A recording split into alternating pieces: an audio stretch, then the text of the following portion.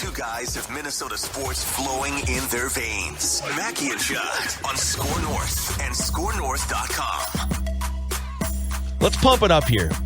Let's pump it up. It is twin season. In fact, I think I can find the, I don't know, there's like 15 unorganized pages here on our button bar. There's pages from like our full radio days of 4 to 5 years ago that still exist on There's a lot of cleanup that needs to be done here in the studio. But I found what I was looking for. It is twin season. And Declan has been on the fence. Judd's not even on the fence. Judd just still hates the Twins. Last night we were talking to Tom Bernard. By the way, you can find Mackie and Judd 9:15. Me Mondays and Fridays. Judd Tuesdays, Wednesdays, and Thursdays. Talking sports or bars or Metrodome troughs on the new Tom Bernard Morning Show, TomBernardShow.com. The legendary Tom Bernard, 9:15, TomBernardShow.com, Monday through Friday. And we were talking to Tom last night at a happy hour. And Judd couldn't get excited even. Like, we're having fun. We're drinking beers. We're eating sliders. And Judd's like, I'm excited for baseball, not the Twins. Yep. I'm excited baseball's back. And a pitch clock is here. Phillies and Pirates. Judd can't wait. Did you see the time of game? Twins Red Sox yesterday was like 2:34. 2:30, yeah. Oh, it is nice. I pulled my car to the side of the road and started crying, weeping, tears of joy.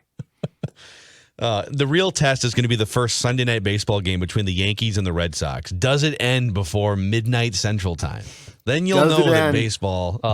On a called third strike, not because it's a called third strike, but because it's a third strike because the batter wasn't set with 8 seconds left. Yeah, do they have the nuts to, if Aaron Judge is not quite fully looking at the pitcher with 8 seconds left on the pitch clock, will CB Buckner still follow the rules? Oh, he'll step out. Are you kidding? This allows umpires not to have control again. Yeah, I suppose it'll be a gleeful, joyful experience. All right, we like to rank things on Mackie and Judd. And so Declan, who's been kind of on the fence, is he going to buy back into the Twins? He was a season ticket holder last year. They've disgusted him so much that he's no longer a season ticket holder. Declan has a pecking order of the things the Twins need to do to get his buy-in specifically. Yes, very, very important here. I'll give you we don't have a baseball-themed bed, so we'll just go with the NFL bed if that's okay. We definitely we definitely have something that's like 90 seconds, then I don't want to, or Phil have to like fire it every 90 seconds. I've taken some of these beds and extended them so they don't have to, Yeah, what was it? It was like the Major League theme song on loop. Yeah. It was like this right here. Turner playoff song. Yeah. That's the Turner playoff song, right? No, this is from Major League. This is from the movie Major League. Oh, I thought there was a Turner one that you guys had. You're right. It's probably baseball tonight when I can pull. This one? That's the one. Sorry. Yeah, it's Turner. Coming up next. So I have 5 things. 5 things to get me bought back into this Twins on the pecking order. And full disclosure, number 5 that I'm going to start with actually originally was number 1. But then I realized that actually this is the floor and baseline of what I need to have happen with this organization, because it's actually external. It's nothing to do with the players on the field. It is something that I think has to change. And then once this changes, then we can get into the, things on the diamond or things that have to be made to make the club better.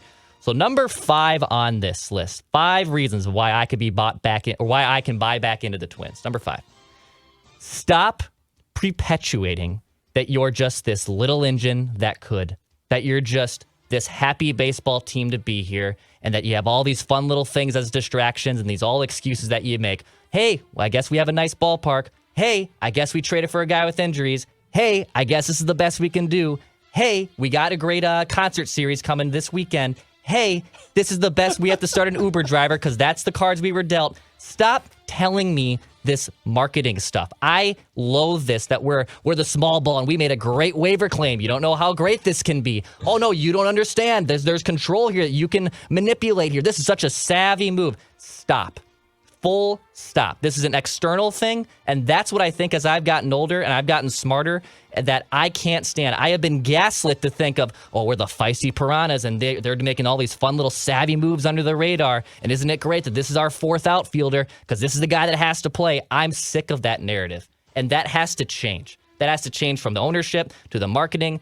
PR, the coverage, everything. That has to change for me to be bought back into the Twins. That's the borderline of what I am asking to be a fan again and full on into this baseball team. I think you are starting. I think that was a whole lot of really great angst that really starts with the media. Because the team's always going to try and tell you, like the team's going to put a positive spin on things, right? Like that's their sort of job. They want a low bar of expectations, yes, exactly. right? Hey, well, look at us. Our payroll is 15th. Look at us, right? I think we need more Royces. I think what we need to do, Dex, is do what you just did, which is be like, no, that's not good enough. I feel like there's this.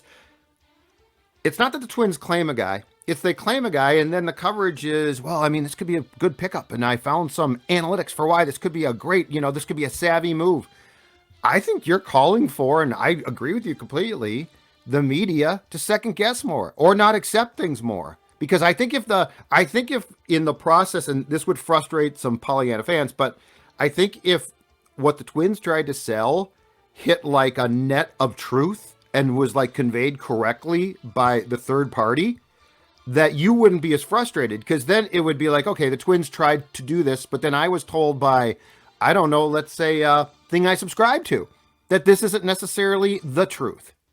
So I agree completely, but I almost don't blame the team. I blame a lot of people who cover the team for just providing this, I'm sure it must be great. It's going to be great. We have talked for a while that it does feel like there's a weird protective shell around the Twins. This is a franchise that has the longest and most abysmal postseason losing streak in North American team sports history. 18 straight losses. And so I think what translating what Declan's saying into what Judd's saying, you're saying they don't deserve the benefit of the doubt every time they make a signing, a trade, correct, a waiver transaction, something, right? That everything they do should be met with some level of skepticism. But I do think there's a large chunk of fans that would rather not live their lives that way, that even though the Twins have done all this emotional damage to them over the past 2 decades, they would still rather, hey, all right, I got enough crap going on in my life. I would like to just assume that the pitcher that they traded for is a good move that's going to help the team that I love to root for. Right. So there are going to be, regardless of their futility and awfulness in the playoffs, there are a lot of fans that would just prefer that to be how the team is framed up. So I just want to warn you guys. And to Judd's point, but also I think that, yes, the media might perceive it from that way, but that's because the Twins then also feed them this type of stuff, right? Like we get bought into, like, isn't it great that our pesky little Twins won a World Series and went worst to first, and they went on a great run and won all these division titles, but then they have nothing to show for it, and then there's kind of like, well, you could be the worst team in baseball for a decade. I haven't seen a playoff win since I was 11. I'm now 30. So, like, I know, take a look around you, Ellen, in the words of Clark Griswold. I'm in the threshold of hell. I have experienced what this is like. Don't tell me it could be worse. I think this is worse. This is terrible. I need to see some more success. And I don't like the defending and just blind optimism that just because you signed Donnie Barrels last week, that, this is now the great offensive depth signing that you have to replace Luis Arraez. Donnie Barrels? Is that what they're calling the... Yeah, Donnie Barrels, apparently. That's his nickname. That's his nickname from I'm like... dead serious. Yeah. He does actually have a pretty good career batting. Yeah, he does have a good... And he won a Silver Slugger. Thanks a lot for that. Yeah. But no, I think, professional sports teams, for the most part, are PR machines. Like, that's their job. For sure. It's up to us to filter that crap out and not just say, well, look at all the depth now. Now they've got a ton of depth. Now they're doing things right. Yeah, okay, they've got more depth, but then I think the question becomes, why didn't you? Like, why did it take a season of, like, Byron Buxton being hurt? Those Twins should have gotten savaged for that because he's always hurt. Like, they finally went out and got a capable backup to him. I agree with you guys, but I think this is where I'm differing here. Okay, the season's about to start. What are you going to do? Are we just going to, every time we talk about the Twins, we just going to crap on the last 18 years? Is that a sustainable way to do our show? We are going to create skepticism where it's necessary, and with this team, it's everywhere right now. And I feel like last year got to the boiling point. Like it boiled over. And to Phil's point, I don't want to continue to have. That's why I got so sour on talking about them by the second half of the season on our show, because I thought it wasn't an enjoyable experience. And by the time like the second half of the season rolls around, when you're in the season, now it's okay, the product is.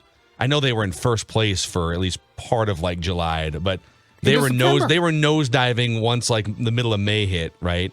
They were in first place in September, Phil. That's true, the beginning of September. But you could kind of see it all. They were like 15 games under 500 or 20 games under after a certain point. I'm just saying, okay, I understand the skepticism. I have been leading the charge on the never forget 0-18 in the playoffs since 2004. Mm-hmm. But I do feel like we have to find some sort of ground to talk about the Twins that isn't just ripping the crap out of them for the next month until they start to play games. Like, they deserve to play some games. Yeah. They've done some things to their roster. They don't get the opportunity to play games and combat all of this for another month. So they deserve to play. This is kind of my philosophy. I'm skeptical. I hate the last 2 seasons. I hate the way they went about their pitching management. And sometimes I hate the little engine that could sort of, aw, shucks, it's the best we can do. But they get to go defend themselves in a month and play some baseball games. All right? Show you've matured and I will believe in something. Show that you have come around. Show that you know as much as I do about what you should and shouldn't do, and then we can talk. The other thing, too, one quick thing, just to... Here we go. This sort of... Sometimes there's like a condescending tone with some of the coverage of the team that, like, every move is a genius move that the Twins make, and you're a casual if you don't think so. It's like, okay, why don't you zoom out for a second, look at the last couple of years especially.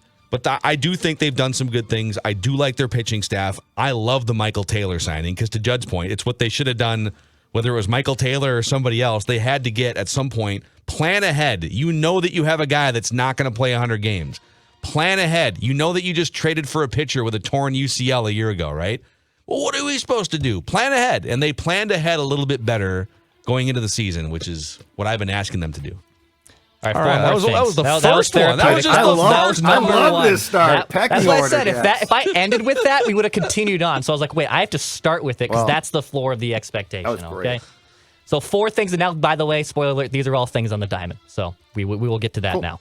Number 4, Byron Buxton plays in at least 140 games. Wow, 140 games. Has he played in 140 games combined in his career? Let's look that up quick. I think the last 4 seasons it might be 140. He did play 140 once, I think. Yeah, 2017. Yes, he did. And that year turned out to be a halfway fun year, and he was still more of a defensive guy with less power. He's now matured into a nice power hitter, but he has to stay on. If he's playing 140 games, my interest in the Twins is through the dang roof. And rightfully so. He's an incredible player when he's on the field. The dude's just injured all the time. So if he's on the field for 140 games, and if that means 15, 20 at center field and 20, 30 at DH, that's okay with me too. But he has to play in 140 games. That's where I'm at with him. Now, forgive me if I've tried to read as much of the coverage as possible from the Fort, but I might have missed this. You know, keep in mind, a year ago, they finally revealed that they had a goal of 100 games. They didn't reach it, but that was their goal.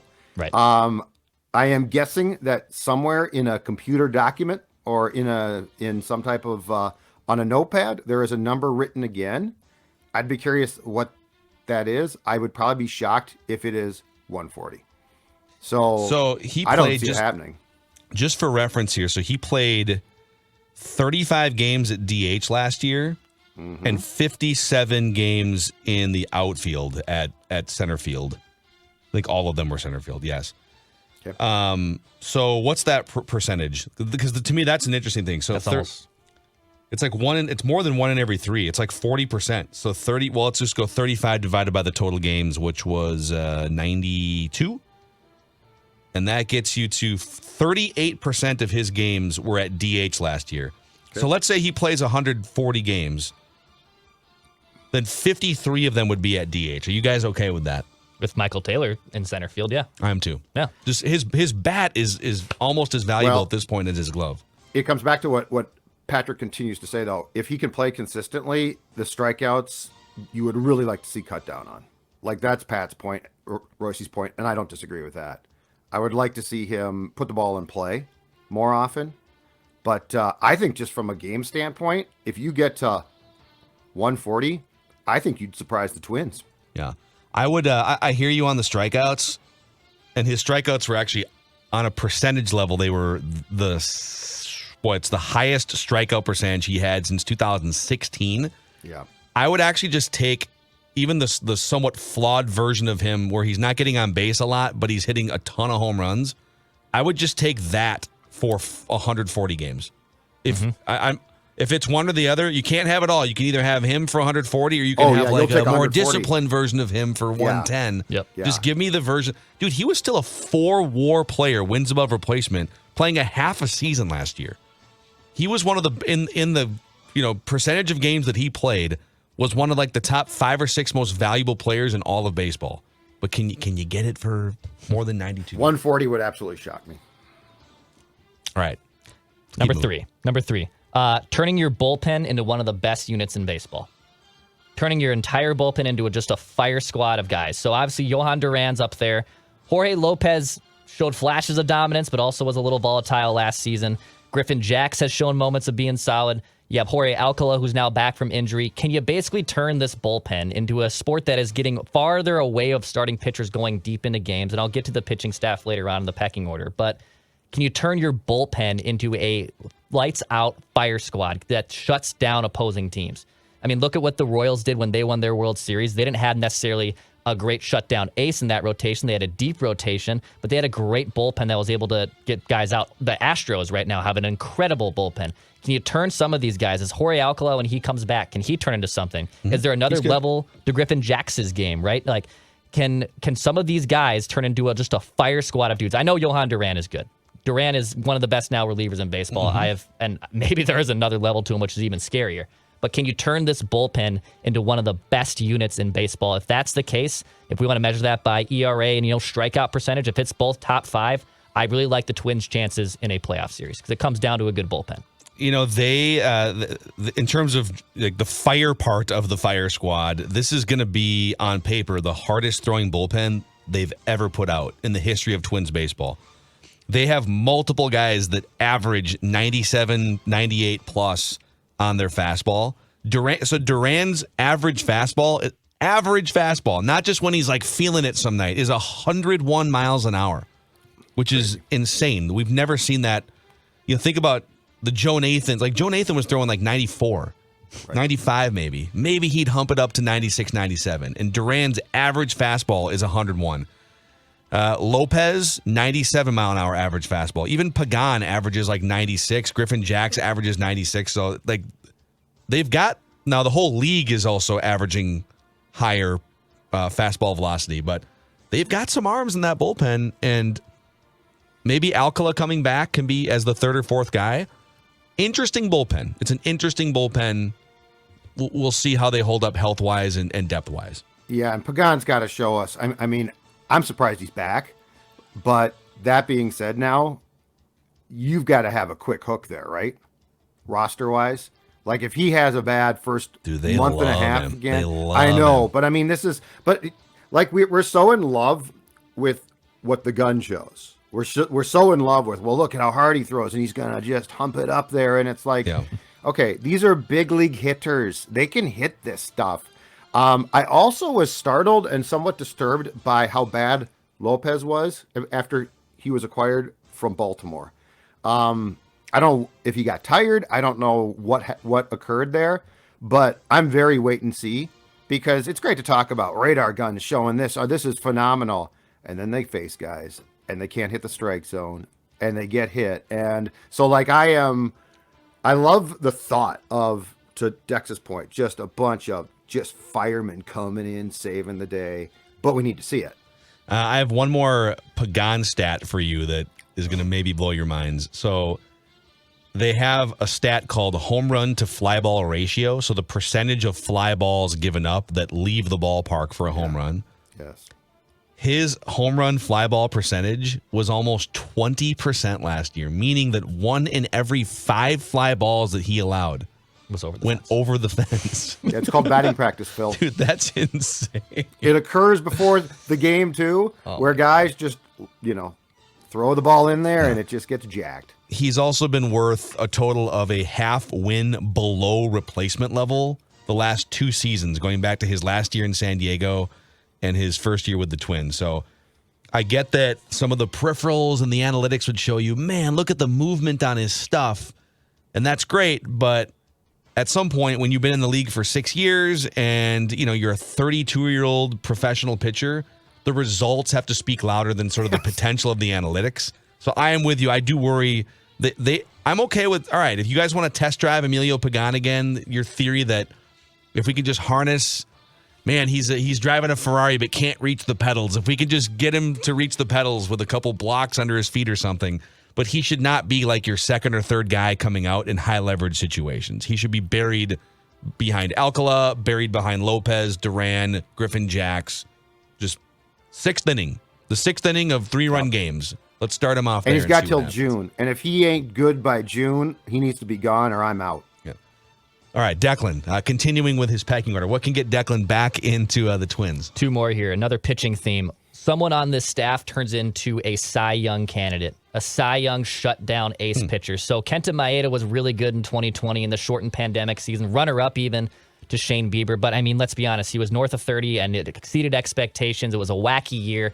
The Twins haven't had a legit Cy Young candidate since basically Johan Santana left. And when Francisco Liriano had a nice year in 2010, even looking at it now, he was 11th in Cy Young voting that year. They haven't had a legit treat to watch on the mound since Johan Santana that you knew that was going to be 7 innings, 10 strikeouts or more. They're hard to find, I get it. But someone on this staff turns into a legit Cy Young candidate. Is that Joe Ryan? Is there another ceiling to him?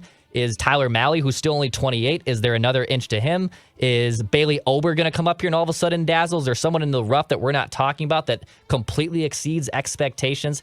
We always talk about how great this depth of the rotation is, and it does look good. Depth only gets you so far, okay? So I need to see someone exceed the expectation, become a legit Cy Young candidate that other teams do not want to face, and you feel really good about your Game 1 starter. Can someone exceed those expectations? Depth is nice, but I need to see a next level from one of these starting pitchers. Well, if we would define Cy Young candidate as getting Cy Young votes, so someone thought enough of you to say that you got votes in the top 10.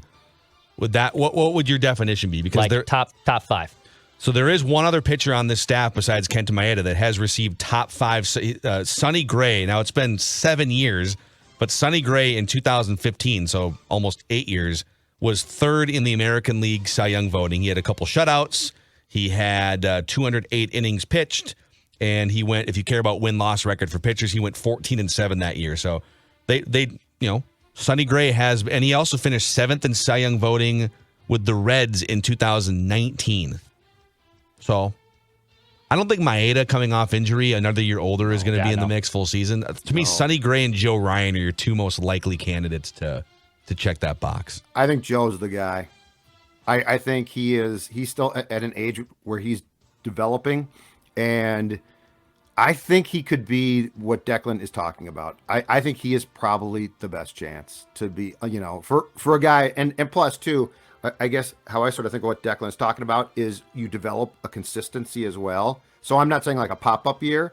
I'm saying a guy that turns into your top of the rotation. He might not be considered like a true big league ace, but he's your ace.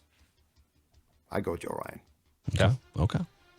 All right, and the number one thing, probably to the surprise of no one, just win a damn playoff game, please. We have to wait now, though, for that one. Well, yeah, but I need to see that happen because since 2010, so I was a junior and going into senior year of 2010, all but 3 teams, this isn't even just a win, all but 3 teams have won a playoff series in the Major League Baseball. The White Sox, the Twins, the Reds. Every other MLB franchise, since I was a senior in high school, has won a playoff series. 27 out of 30. The Minnesota Twins are one of the 3 that haven't won a series, and they haven't won a game in their last 18 tries. I haven't even experienced what a postseason euphoria is. I even remember what that's like because I was 11. So that is what I'm asking. Can you win a playoff game? Then it translates to a series. Then you're in the ALCS and you're making a World Series run, and I'm going bananas. But I haven't even seen that since I was 11 years old. 27 teams have been able to do this. Why can't you do it? Postseason baseball to me is so stressful, but so much fun. Look at what Cleveland last year, right? In that great extra inning game that went like 15 innings. That city was rocking because they finally won the game. I was in incredible. a bar in Seattle when the Mariners came back down like 9 runs. It's the most euphoric I've ever seen baseball fans. Yeah, I want Ridiculous. that. I want that feeling. That's the number one thing I want to see. So to recap my 5 things, my pecking order, the 5 things I want to see from the Minnesota Twins in 2023 to be bought back in. Stop perpetuating that you're the little engine that could. Number 4, Byron Buxton plays 140 games. Number 3, turning your bullpen into one of the best units in baseball.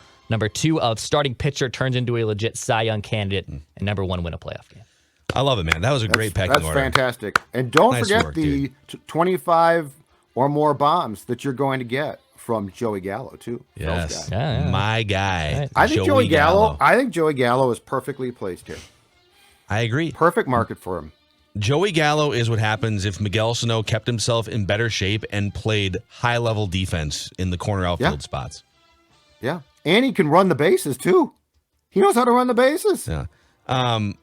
What was I just going to say? On the playoff game thing. The last time the Twins won a playoff game, George W. Bush's first term as president. Mm-hmm. First term as president. Facebook, Twitter, Instagram, TikTok, of course, did not exist yet the last time the Twins won a playoff game. You couldn't even poke your friend on Facebook and say, hey, poke. Was MySpace around the at the Twins time? won. MySpace had been started? around. I think MySpace peaked in like 05, 06. Okay. All right, yep. But I think it existed in 2004. Mm-hmm. So social media was just, it was basically a conversation over cocktails among the developers in Silicon Valley. Yep. When the Twins last won a playoff game. Incredible. Judd, is there anything you would add to that list? Because I think you're even like further away from buying into the Twins. Would you add, I feel like you would add like fire Rocco or change up front office or something before you would fully buy back into this thing. You know what? I'm taking very much a wait and see approach. I am just not going to buy in. I find no reason to buy in until I actually see the results. And the results are the long play too. So not just a couple of wins. I'm talking about, are we going to see, Dex didn't bring this up, but Rocco is now threatened. He's basically said it without saying, I have better starters now. They're going to pitch longer.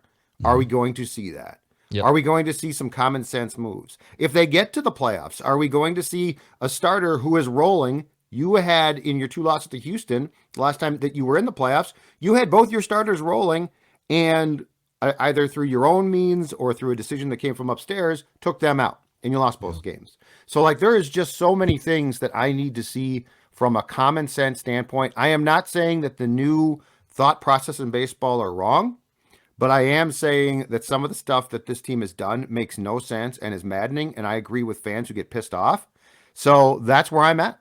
That's where I'm at. And for the love of God, if they don't play well and if things go wrong, if I can just hear before it all comes to an end, Bally Sports North criticized them once, I'd really appreciate that.